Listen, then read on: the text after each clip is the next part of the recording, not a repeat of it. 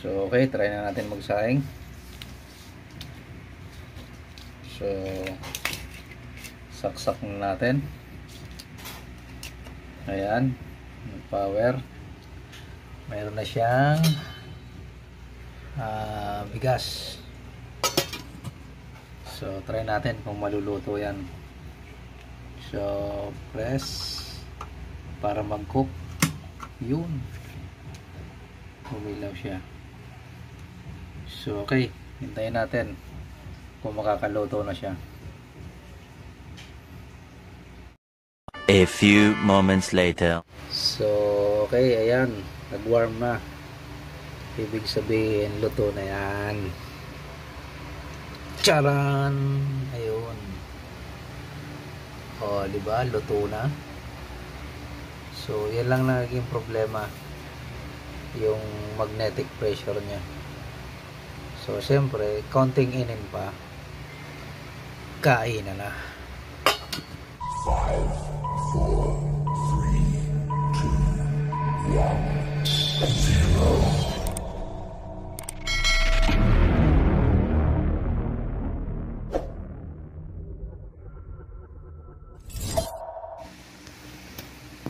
So, okay. So, ngayon, mayroon akong gagawing rice cooker. Ang nagiging problema nito, hindi siya nakakaluto ng sinaing. Hindi pa siya luto, pero nagwo-warm na. Ang nagiging problema nito, yung magnetic pressure niya. Yung nasa gitna. Ito ang nagiging problema niyan.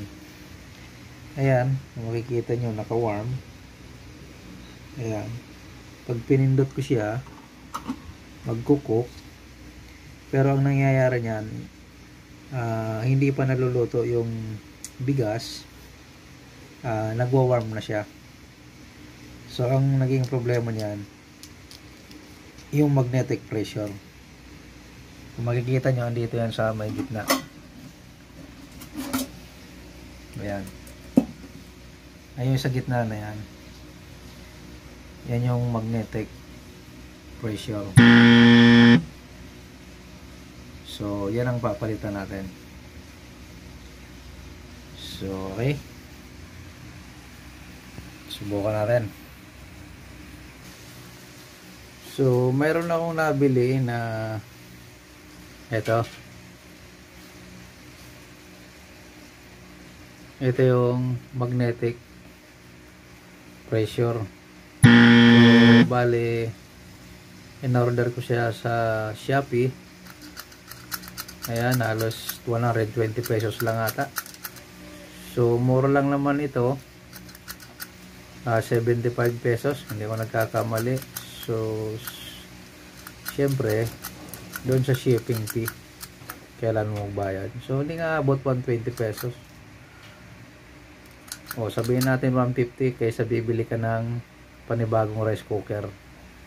Ang nagiging problema lang naman ito. Walang ibang nagiging problema yan. Kapag hindi naluluto yung sinaing nyo, ito nagiging problema. Bumibitaw na yung switch nya kahit hindi pa siya luto. So, kaya mangyayari, hilaw yung sinaing. So, okay. Try na natin tanggalin at para mapalitan na natin. So, okay, tanggalin na natin. So, kailangan muna natin i-unplug. Ayan, baka makakuryente tayo. Mayroon siyang tatlong tornilyo rito. Isa.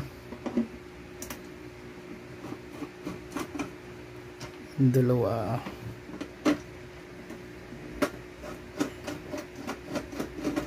Tatlo. So, ayan po yung laman yan.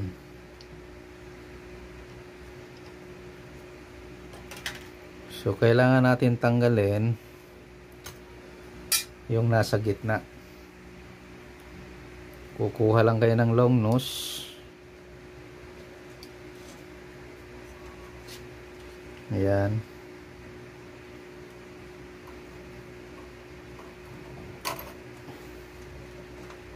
itupin nyo lang ito para mawala sa pagkalak nya.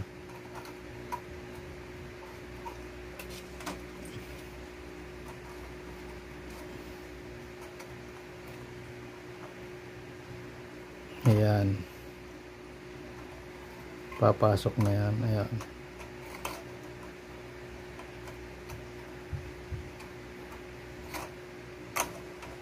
kaysa naman bibili kayo ng bagong rice cooker, nasa libo rin yan kahit maliit. So okay, pati ito kailangan natin tanggalin. Yun, yan, meron lang siyang lock, kailangan mo siyang ituwid. Ayun, natanggal na. So ayan, ito yung luma. Ayan,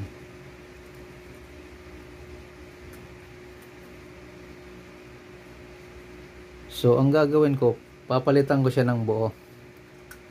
Imbis na yung gitna lang yung kukunin ko, pwede naman kahit yung gitna lang, yung may spring. Pero mas maganda isama na natin yung nasa gitna. Ayan, so para isang set na siya. So madali lang to ayusin, kayang-kaya nyo to. So tanggalin muna natin ito, nakaharang. Yun.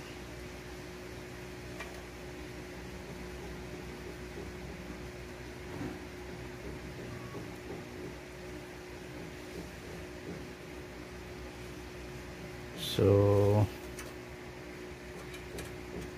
okay, tanggalin natin lahat.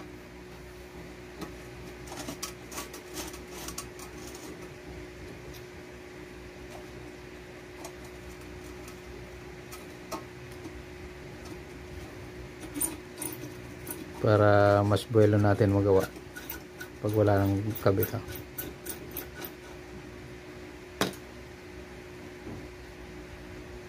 So wag lang kayong magkakamali pag ibabalik nyo yung tornilyo.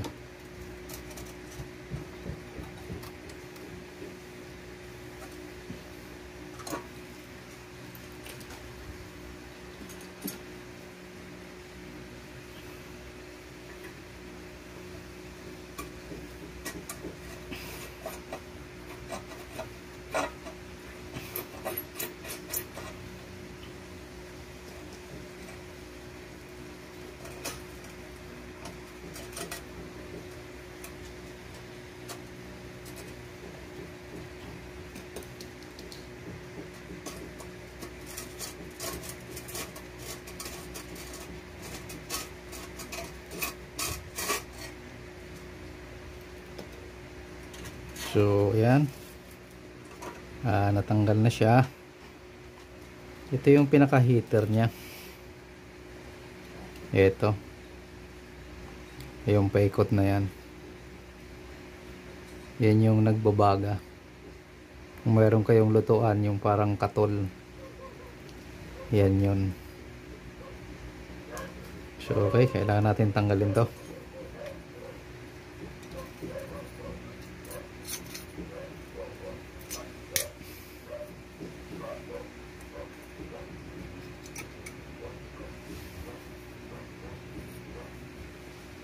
Pero kung pwede naman, kung kahit hindi na nyo tanggalin ito na lang yung kukunin nyo, yung sa gitna, yung may spring, pwede naman. Kasi ito lang naman yung pinaka-importante, yung sa gitna. Ito kasi yung tinatanggal ko ngayon. Ito yung pinaka-housing lang niya.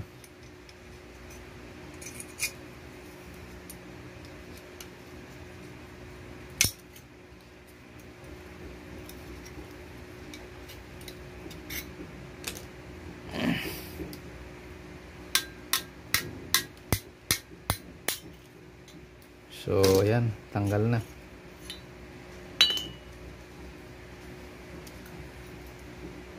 So buti na lang yung na-order ay parehas. Ayan o, sukat na sukat. Pero di ko lang alam kung pare-parehas lang talaga ito. Kung iisa lang yung size, kahit palaki yung rice cooker or maliit. Yun lang, di ko sure kung pare-parehas sila. So okay, kabit na natin to. Yun. Swak na swak.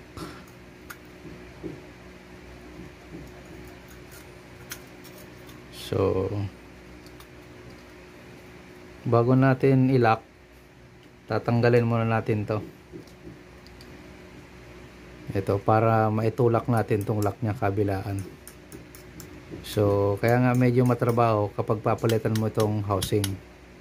Pero kapag ayaw mong palitan, pwede naman. Mas mabilis pa.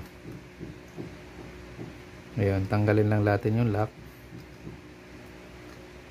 Tutuwid mo lang kasi may nakabaluktot na metal. So ayan, mahuhugot mo na siya. Ayan. So pwede naman na ito lang yung papalitan. Ito yung luma. So para mas pabilis, hindi na kayo magtatanggal ng housing. So nasa inyo na yan kung papalitan nyo, hindi. Sa akin kasi gusto ko palitan para bago. Lahat bago.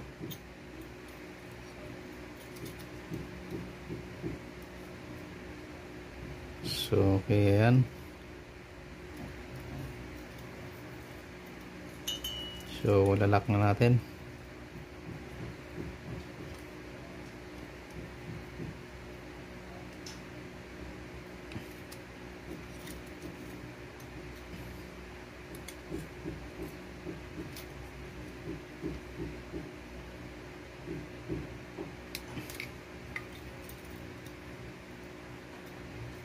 Mahirap pala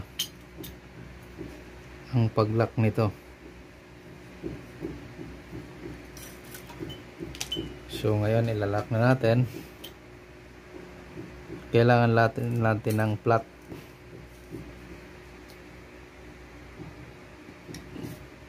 Kailangan natin ng flat para maitulak tong lock. So medyo matrabaho nga papalitan nyo yung housing.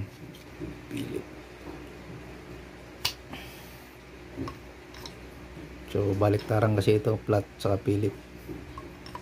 Double purpose. So yan. Siguro pukpukin lang natin.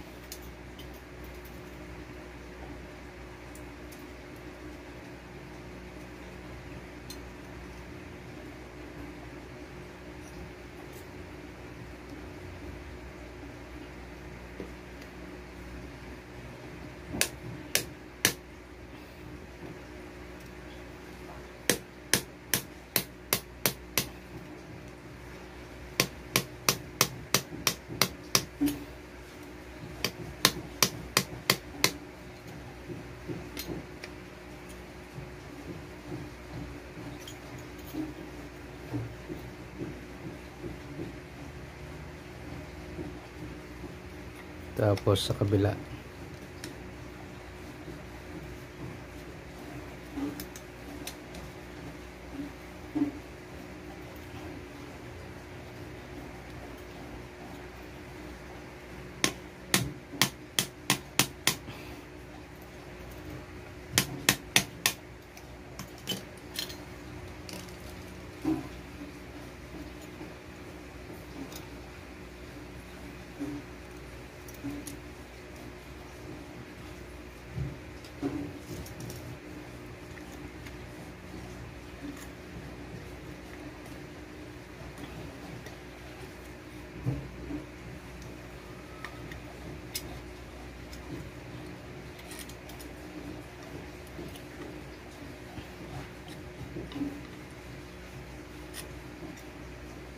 So yan, okay na, nalock na siya.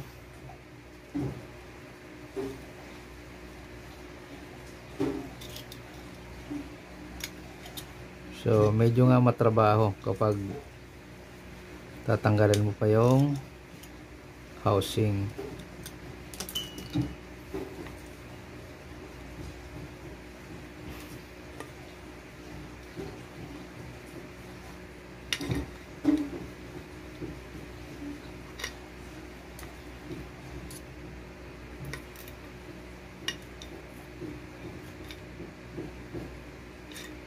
So okay, ayan. Okay na, nakabit na. So ibabalik na natin yung pinaka-importante, itong magnet. Ito yung magnetic pressure. So kumbaga mayroon siyang degree Celsius bago siya bumitaw dun sa contact na magnet. Parehas yan magnet kasi may contact. Magnet to magnet. Pag nagdikit, magkukok. Pag umabot na yung temperature niya, yung hangganan niya, bibitaw siya ulit. So di ko lang alam kung paano nangyayari yon. So magnet siya. Bakit pag naabot na yung temperature niya, bumibitaw siya? Ibig sabihin parang nawawalan siya ng magnet. So yan ang di ko alam kung bakit ganun. Basta ang alam ko, ito yung nagdadala ng hangganan ng temperature kung kailan siya bibitaw. Okay. So ibalik na natin. Okay, sige. Kakabit ko na muna. So ayan, naikabit ko na yung heating element niya. So ikakabit na natin yung magnetic pressure. Ayan. Nakapasok na siya. So ang gagawin mo, ipa-flat mo lang ito para hindi siya mahugot.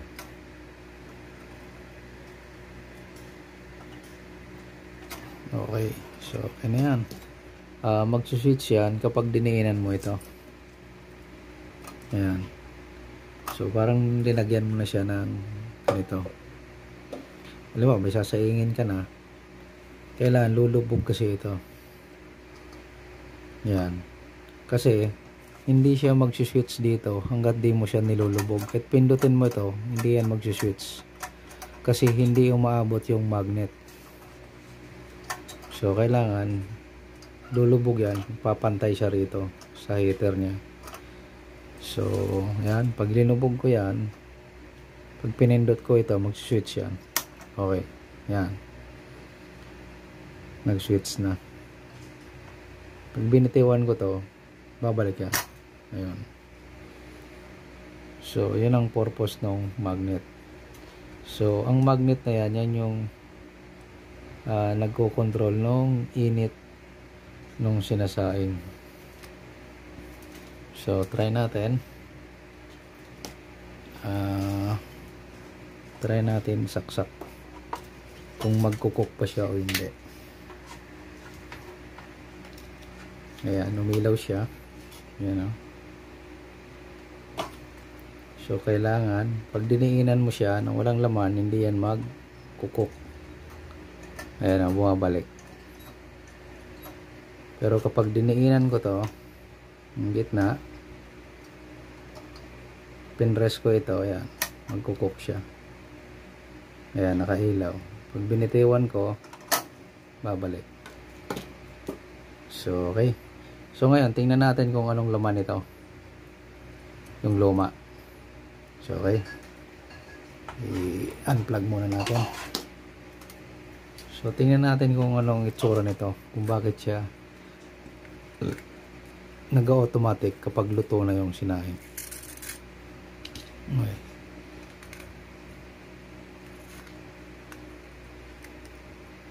Kung makikita nyo ito ay magnet din ang laman.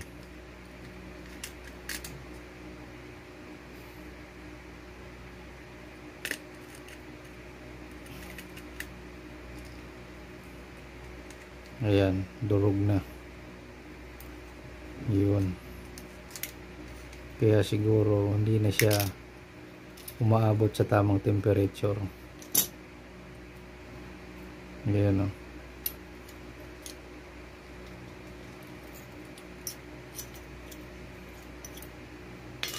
So ito lang yung magnet niya. Magnet ito. So ito magnet din. Ayan, nadurog na.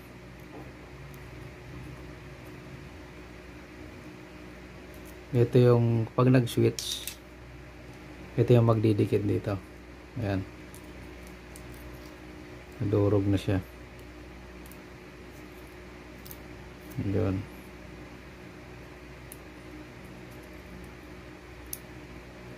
Ganyan. So kapag naabot na niya yung temperature niya, na cook na siya, bibitaw to ulit. Kaya magre-release na naman yung switch. So pupunta naman siya sa warm. So ito lang ang trabaho niyan.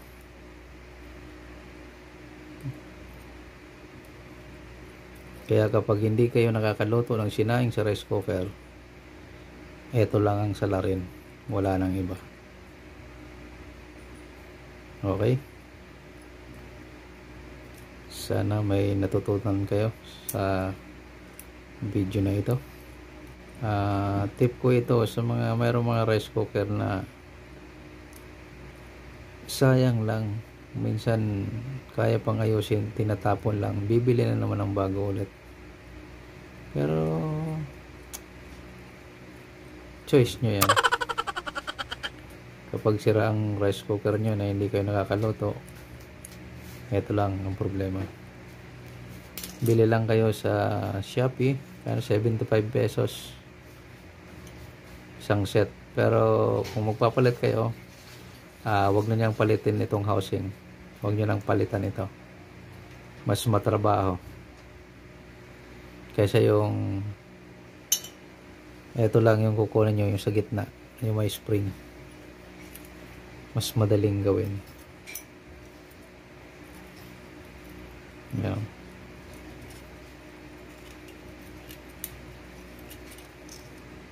So may spring siya sa loob, may spring sa labas.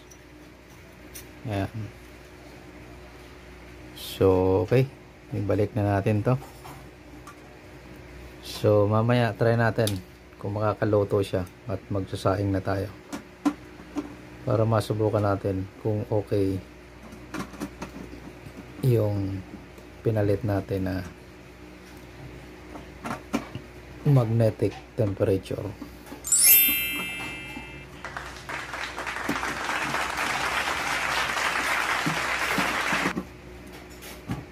Okay, mamaya update ko kayo kung makakaluto na ito. So okay, try na natin magsaing. So saksak na natin. Ayan, power. Mayroon na siyang bigas. So try natin kung maluluto yan. So press para mag-cook. Yun, umilaw siya. So okay, hintayin natin kung makakaluto na siya. A few moments later. So okay, ayan, nag-warm na. Ibig sabihin luto na yan. Charan! Ayun. O, di ba? Luto na. So yan lang naging problema, yung magnetic pressure niya. So siyempre, counting inin pa, kain na. So okay, ganun lang, okay na siya. Hindi na siya hilaw, luto na.